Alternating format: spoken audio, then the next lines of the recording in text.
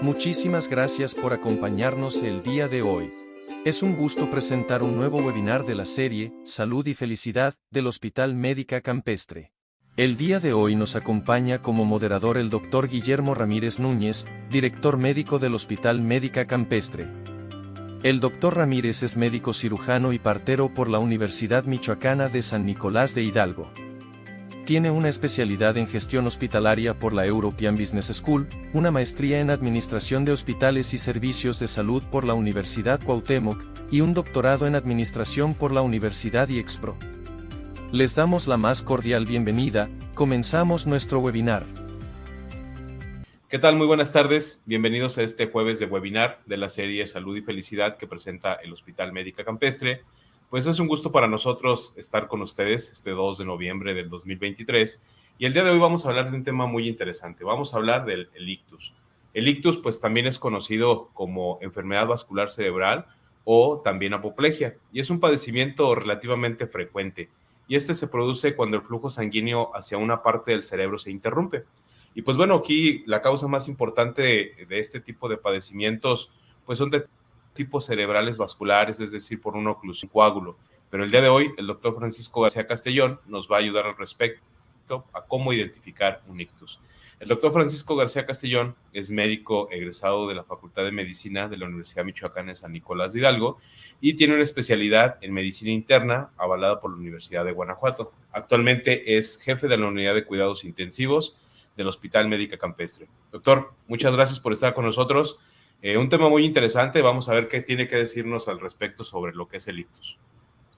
Bueno, nuevamente, muchísimas gracias por la invitación. El tema es cómo identificar un ictus. Bueno, cuando hablamos de ictus, de repente hay muchísima forma de nombrar este tipo de situaciones y más de alguno que estará viendo se preguntará, que está viendo el webinar, se preguntará qué es eso de ictus, pero muy seguramente ya habían escuchado alguno de sus sinónimos. Es lo que podemos escuchar como derrame cerebral, embolia cerebral, infarto cerebral, trombosis cerebral, evento vascular cerebral o ictus. Todo esto es la misma situación. Es decir, médicamente cuando hablamos de esto, siempre decimos evento vascular cerebral. En algunas ocasiones decimos ictus, la verdad es que son las menos. O podemos hablar de apoplejía, también no es la más frecuente. Generalmente hablamos de evento vascular cerebral. Pero todos estos son sinónimos de la misma enfermedad. El ictus, la palabra ictus viene del latín que significa golpe. Y el ictus es un daño a nivel cerebral, en su estructura a nivel celular, favorecido por una circulación inadecuada de sangre, ya sea porque un vaso sanguíneo dentro del cerebro se rompió, o bien porque el flujo de sangre dentro de un vaso sanguíneo dentro del cerebro se ocluyó y no llegó de manera adecuada a ciertas áreas.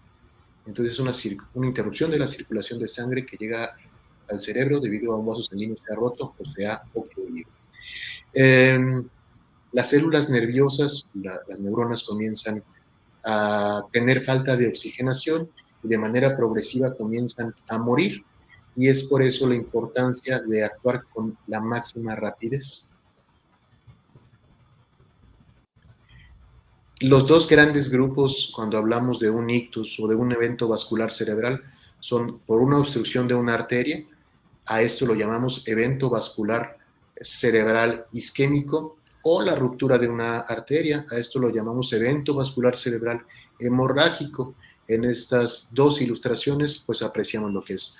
En la primera vemos como un coágulo de sangre, se ve más bien la luz o el tamaño de alguna de las arterias del cerebro se ve disminuida de manera progresiva hasta que llega un punto en el que esa arteria está inestable y por lo tanto favorece la formación de un coágulo, de un trombo dentro de la arteria y por lo tanto pues se ocluye, se tapa completamente y deja de llegar sangre a la parte distal de esa arteria.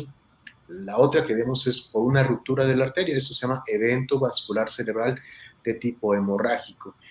Es una emergencia médica. Cuando hablamos de emergencias, Hablamos de estos dos tipos de situaciones que requieren una atención médica inmediata, uno que llamamos urgencia y uno que llamamos emergencia. La emergencia, la distinción es la rapidez con la cual se necesita atender una situación de tipo médica. Una emergencia, hablamos de una condición que pone en riesgo la vida o la integridad de una persona o bien de un órgano, de un aparato o de un sistema. Entonces, en este caso, el tiempo es cerebro. ¿Y por qué es tan importante esta situación? El tiempo es cerebro también vendrá o irá de la mano con las terapéuticas que se pueden utilizar y la forma en la que la persona que está sufriendo el evento vascular cerebral va a tener una evolución desde una persona que pudiera tener una discapacidad extensa que comprometa su día a día con la necesidad de estar confinado a una cama, a una persona que tenga una discapacidad moderada, a una discapacidad leve o una persona que se pueda reintegrar de manera completa a su vida cotidiana. Por eso la importancia de la atención médica lo más pronto posible. ¿Y por qué tanta importancia esta enfermedad? Pues tendremos que decirles que es la sexta causa de muerte a nivel nacional. Hasta el 31 de octubre de este año, estas eran las 6 causas principales por las cuales los mexicanos fallecieron en estos primeros 10 meses. Enfermedades cardíacas, diabetes, tumores malignos y enfermedades del hígado. Aún el COVID-19 sigue apareciendo como una causa de muerte. El quinto caso, accidentes de tipo automovilístico, de vehículos automotores. Y la última, enfermedades de la circulación cerebral. Entonces no es nada despreciable. 35,977 personas fallecieron a lo largo de estos primeros 10 meses del año por una enfermedad relacionada a la circulación cerebral. ¿Y en México cómo está la situación? En México, bueno, dependen, si buscamos las estadísticas de cada uno de los países, pues son distintas. En México se estima que 1 de cada 6 personas va a desarrollar un evento vascular cerebral. Y las relaciones entre hombre y mujer es un poquito más frecuente en las mujeres, 1.7 mujeres por cada hombre que desarrolla un evento vascular cerebral. Predominantemente es en personas mayores de 60 años de edad. Sin embargo, ante toda la situación de los factores de riesgo cardiovascular, es decir, una población que hemos cambiado nuestros hábitos alimenticios, nuestra poca actividad física, pues comenzamos de manera más pronta o más jóvenes a tener enfermedades que implican un riesgo cardiovascular, dígase diabetes, hipertensión, dislipidemias, es decir, problemas de los lípidos, problemas de las grasas en nuestra sangre y obesidad.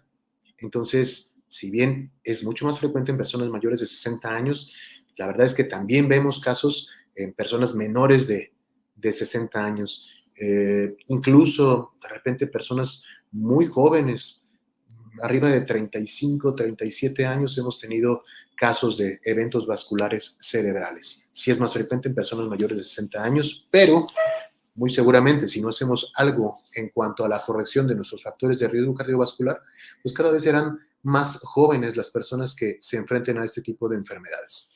¿Y cuál va a ser la evolución de la enfermedad?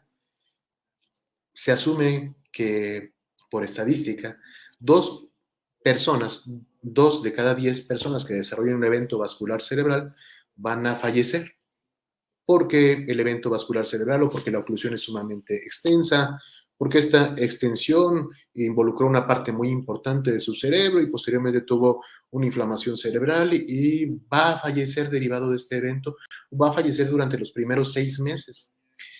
6 de cada 10 tendrán secuelas que pueden ser secuelas leves, moderadas o severas. Y solamente se estima que 2 de esas personas van a reintegrarse de manera completa en los siguientes 6 meses del evento vascular cerebral a su vida cotidiana. Si hablamos de la frecuencia de los eventos vasculares cerebrales, hablando de una cuestión de isquemia, es decir, recordemos, isquemia es una falta de llegada de sangre versus una hemorragia, es decir, una ruptura del vaso sanguíneo y la liberación de sangre dentro del tejido cerebral.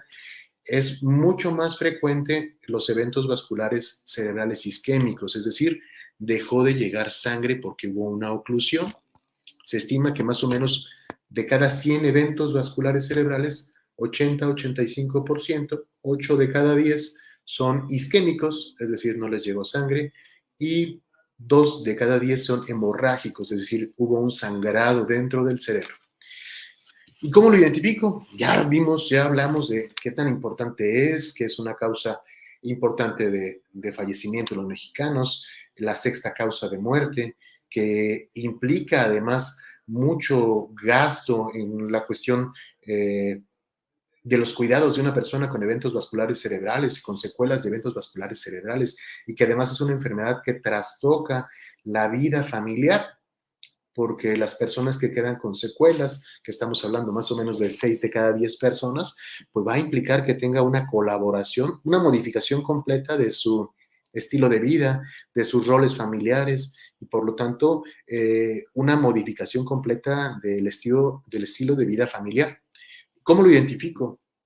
Esto es sumamente importante. Lo primero hablábamos de que ictus es golpe, es decir, es una situación que aparece de manera abrupta, de manera aguda. Es decir, no es algo que pase en días, no es algo que vayan varios días en un deterioro progresivo, sino es algo que se establece de manera rápida. 3 cosas importantes debemos de identificar.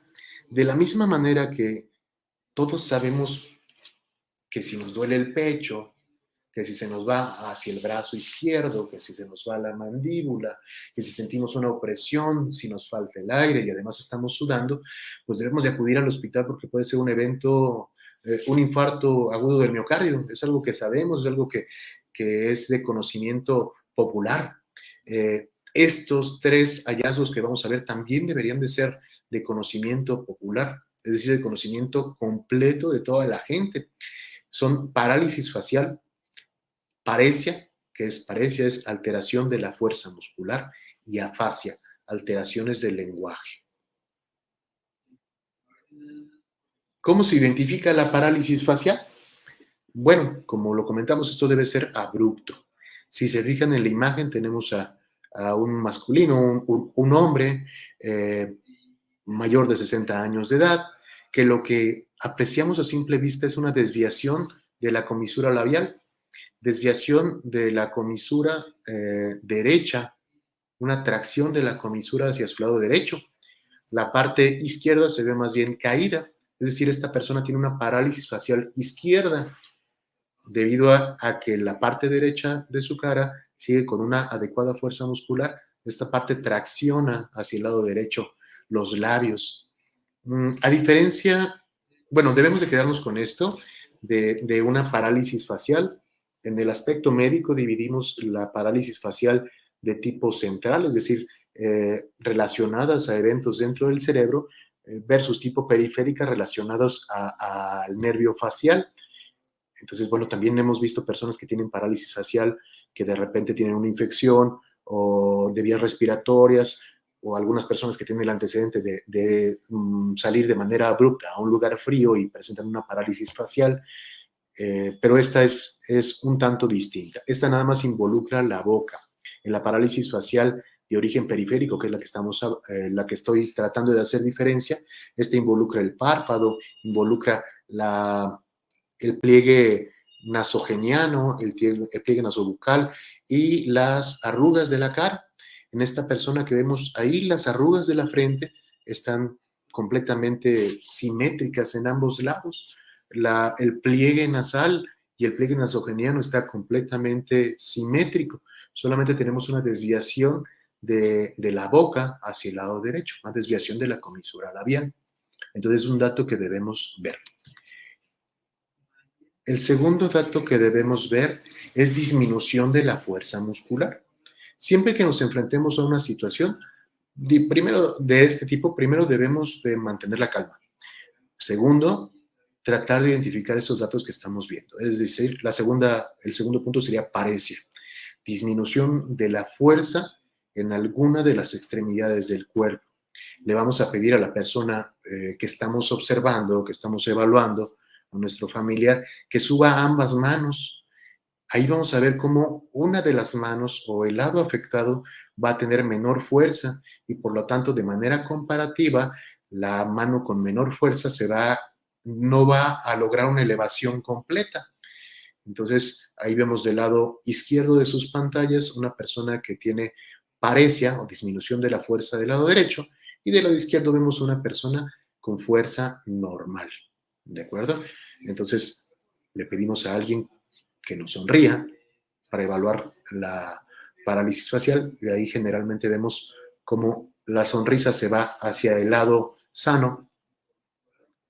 Y la segunda, pedimos que nos ayude movilizando sus brazos, los eleve y así los mantenga y vemos cómo hay una diferencia en las alturas de ambos brazos.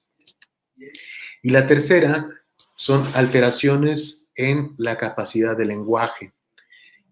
Aquí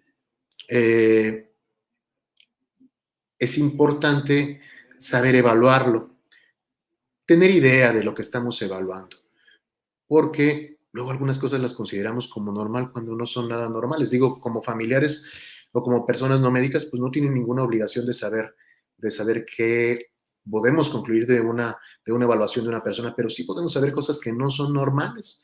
La capacidad de lenguaje se ve alterada en las personas que tienen eventos vasculares cerebrales de tipo isquémico. Es decir, tenemos 4 grandes grupos de alteraciones del lenguaje, pero quiero que nos quedemos con estas 2 grandes cosas. Podemos preguntarle a una persona, en el caso de que fuera algún familiar mío, por favor dime tu nombre, ¿no? O me preguntan a mí, por favor dime tu nombre. Y si yo les contesto, yo me llamo Francisco García, si les contesto, soy Francisco García, ya podrían decir, el doctor sí me contestó bien, la persona sí me contestó bien, me dijo cuál era su nombre, sin embargo, arrastró su lenguaje, no pronunció de manera adecuada su nombre, fue lento en la emisión de las palabras, pero me contestó de manera elocuente y de manera adecuada cuál era su nombre.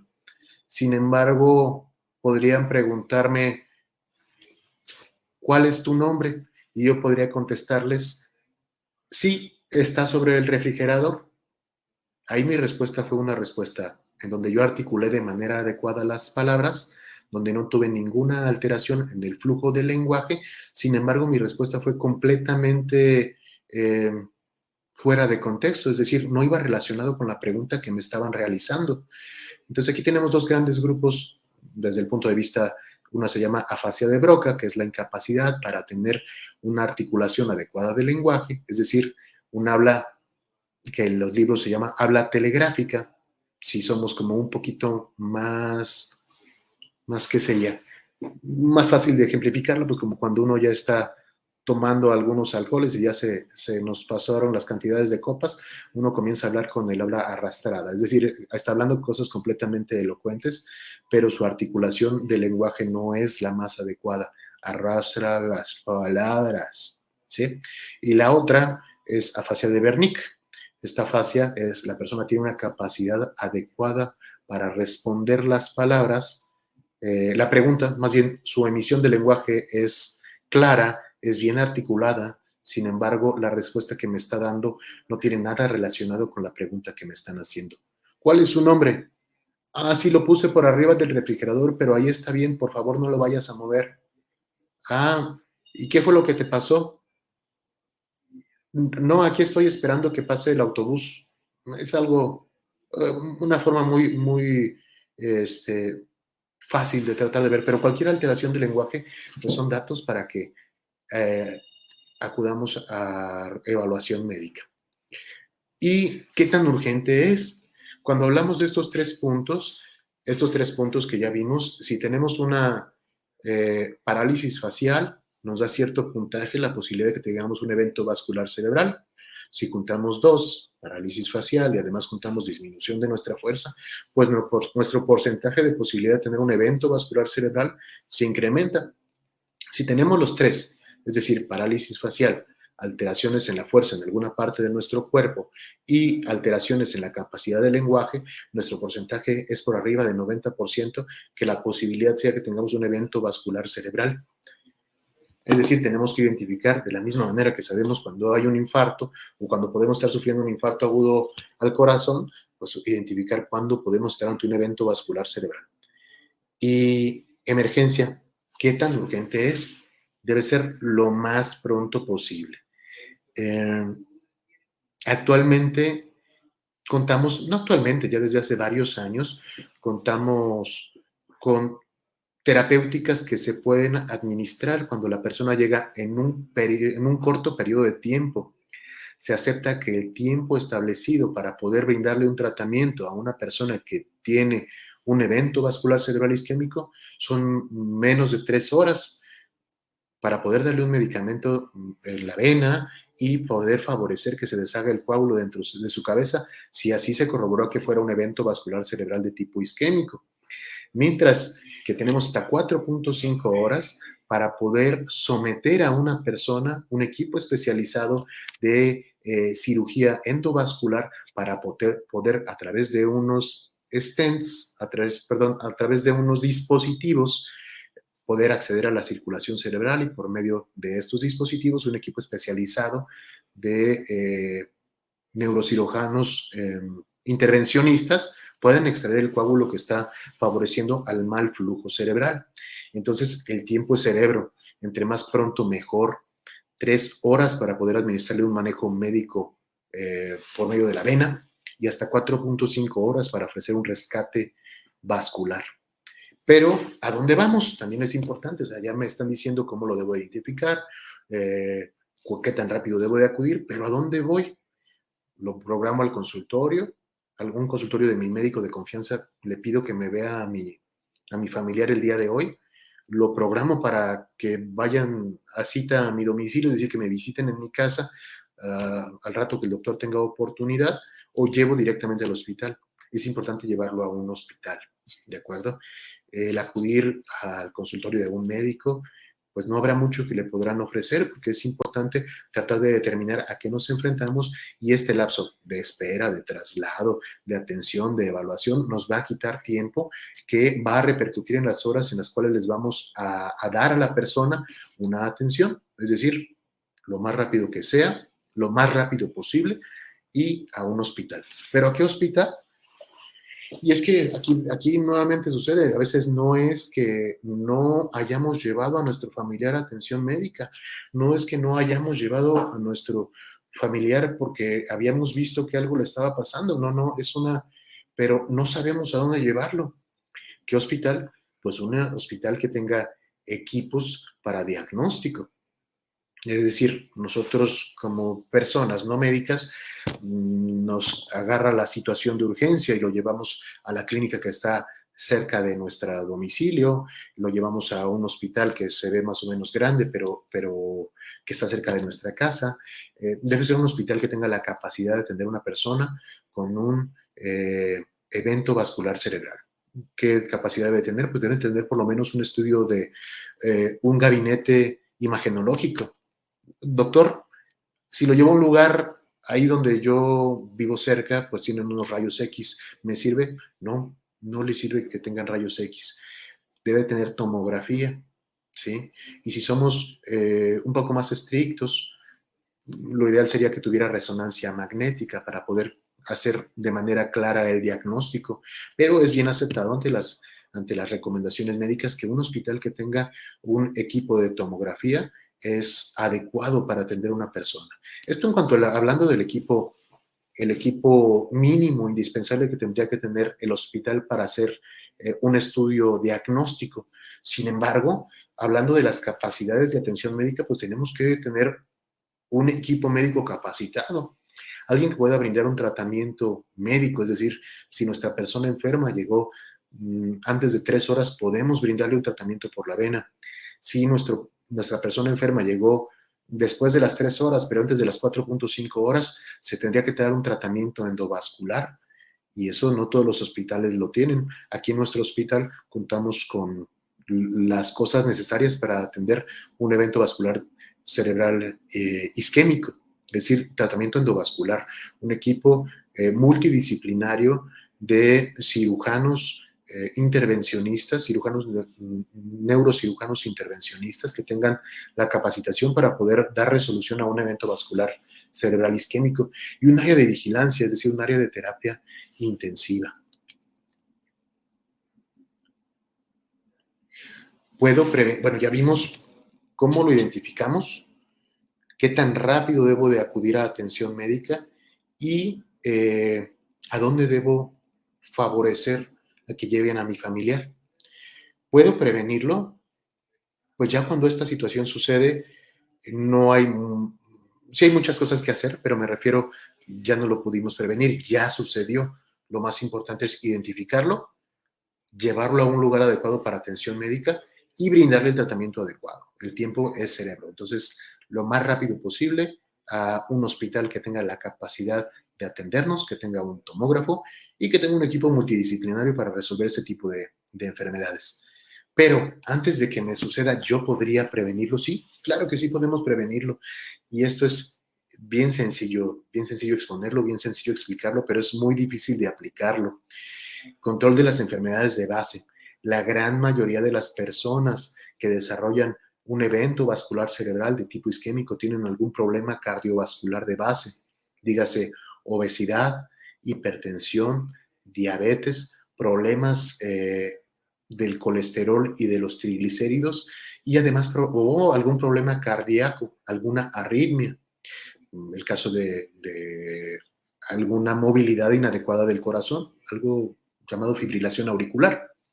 Entonces, lo más importante es el control de sus enfermedades base. Esta cuestión es acudir con su médico, seguir las indicaciones de su médico y hacer el seguimiento médico necesario y pertinente. Pero de allí hay otras cosas que también podemos hacer. Modificaciones en nuestros hábitos alimenticios, adecuada alimentación, actividad física. Estas dos situaciones, la adecuada alimentación y la actividad física, parecen ser un punto sumamente importante.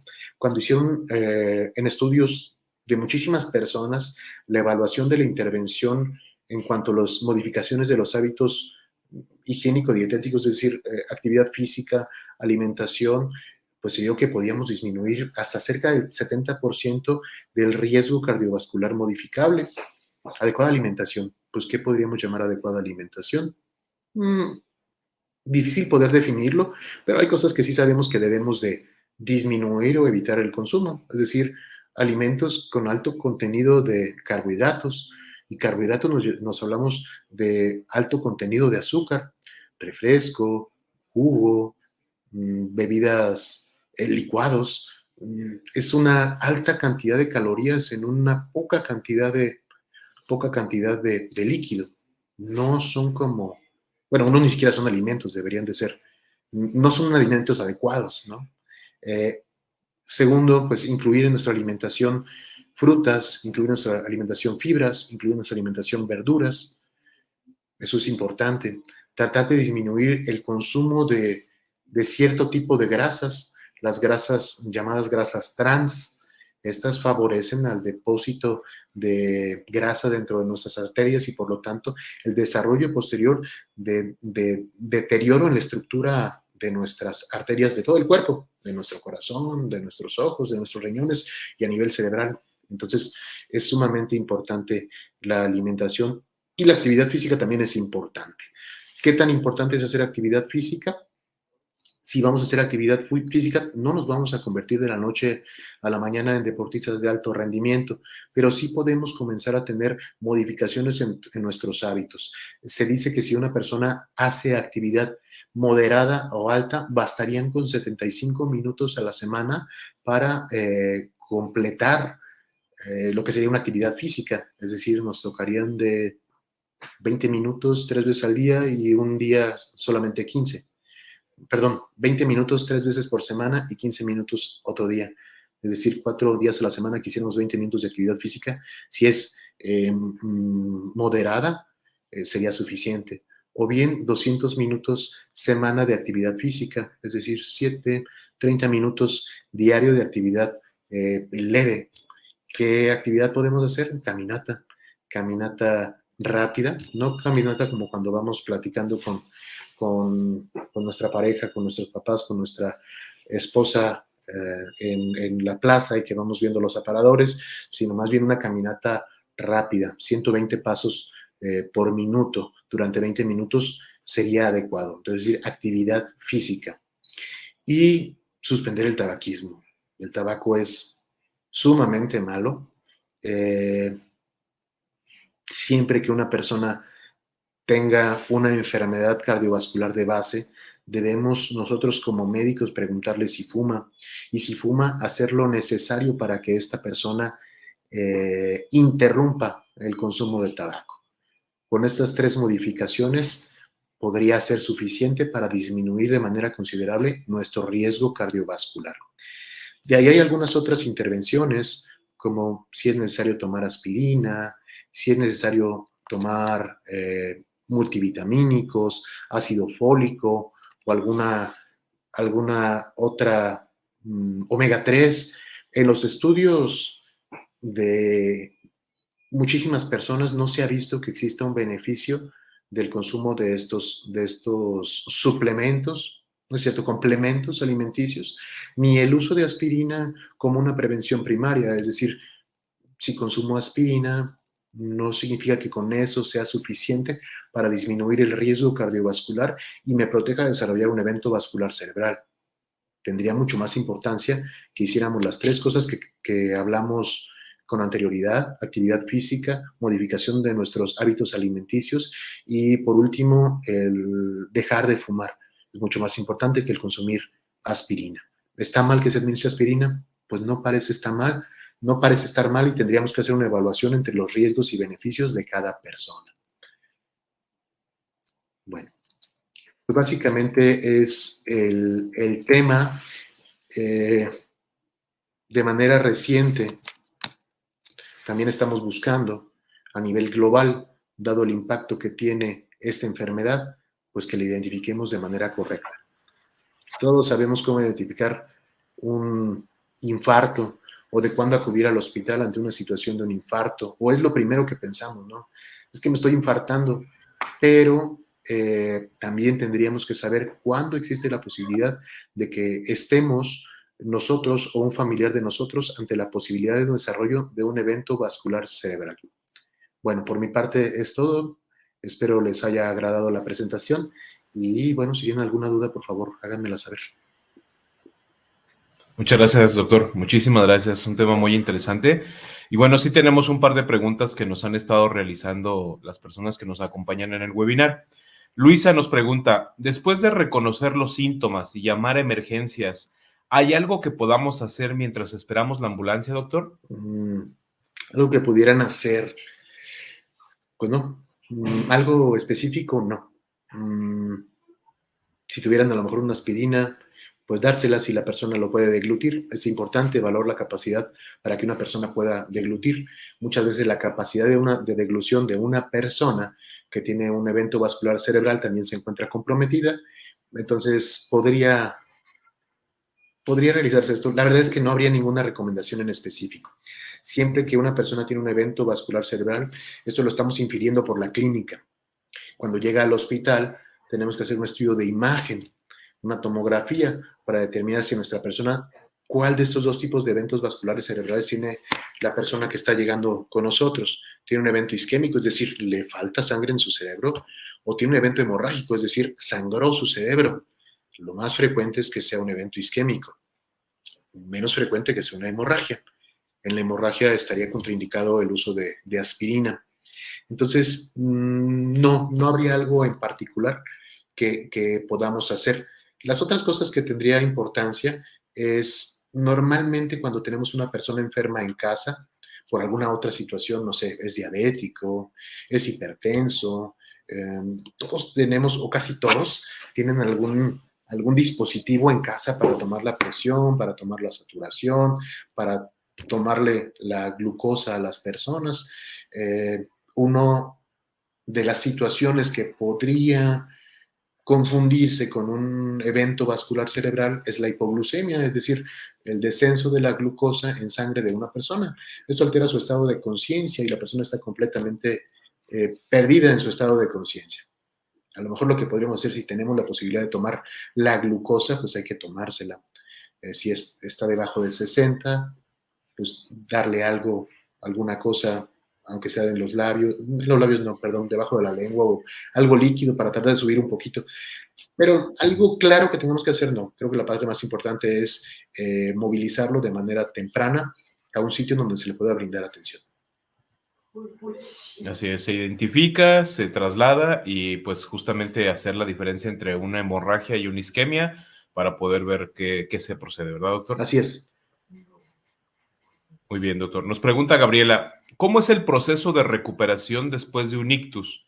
¿Y qué factores determinan la velocidad y la eficacia de esta recuperación, doctor? Ok. La parte más importante sería el tipo de lesión que hay. El cerebro es sumamente misterioso, pero bien entendemos que entre más daño haya, entre más lesión cerebral haya, mayor posibilidad de secuelas va a haber. Entonces, entre más grande sea la lesión, el pronóstico podría ensombrecerse un poco más. Es importante comenzar una rehabilitación temprana.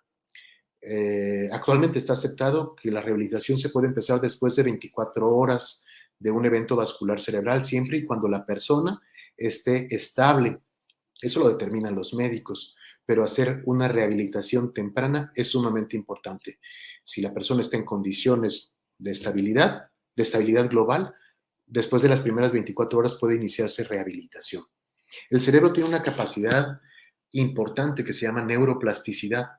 El cerebro tiene la capacidad, si no de formar nuevas células, porque las neuronas que se murieron, esas ya se murieron, sí tiene la capacidad de formar nuevas conexiones interneuronales y tratar de sustituir las funciones que se vieron abolidas o que se vieron mermadas ante la muerte de esas neuronas. Entonces, es importante la rehabilitación. El cuerpo por sí solo va a intentar hacer esta cuestión de la neuroplasticidad, pero hay que estimularlo. Además, también otros factores importantes serán el cuidado de las complicaciones posteriores al evento vascular cerebral, dependiendo del grado de lesión de cada persona. Es decir, ver que la persona se encuentre adecuadamente alimentada.